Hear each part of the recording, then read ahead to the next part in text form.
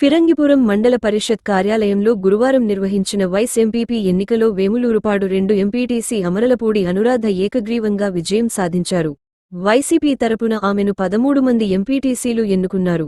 అనంతరం ఎన్నికల పరిశీలకుడు శంకర్, అనురాధను వైస్ ఎంపీపీగా ఎన్నికైనట్లు ప్రకటిస్తూ డిక్లరేషన్ సర్టిఫికేట్ అందజేశారు.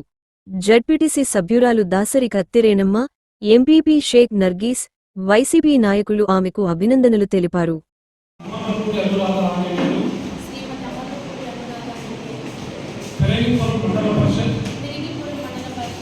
రెండవ ఉపాధ్యక్షురాలిగా